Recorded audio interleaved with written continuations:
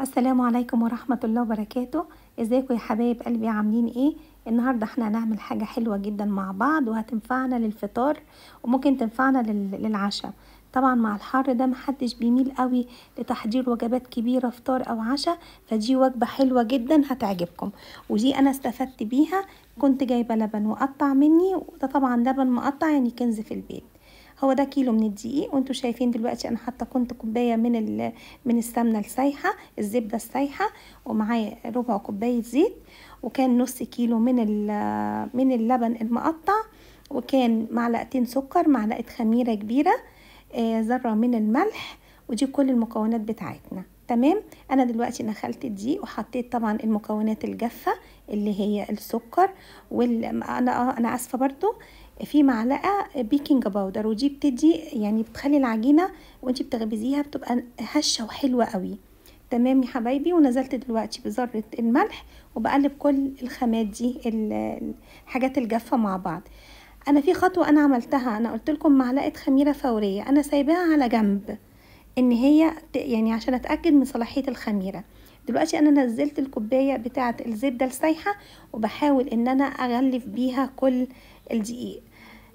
طبعا حطيت برضو الزيت. طب ايه فايده الزيت؟ الزيت ده هتفهمي وانتي بتخبزي القرص، بيديكي يعني بيخلي القرص تحمر معاكي بسرعه. تمام. وانا حطيت معلقتين سكر بس يا جماعه، بالنسبه للناس اللي هي بتحب تاخدها مع شاي بلبن، لا ضعفي كميه السكر، ممكن توصليها ل5 معالق. انا حطيت معلقتين لان ولادي بيحبوا ياكلوا بيها الجبنه. بصوا يا جماعه، انا اهو خدت بالكم انا حطيت الخميره، وحطيت الخميره اخر حاجه على اساس ان هي يعني في معلومه كانت ماما بتقولها، انا معرفش هي اكيد طبعا صح بالنسبه لي، ايه صحتها بالنسبه لكم؟ ان العجينه الخميره لما بتتحط وبتتعجن كتير قوي بتموت.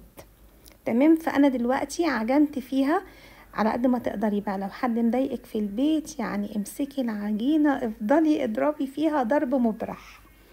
تمام.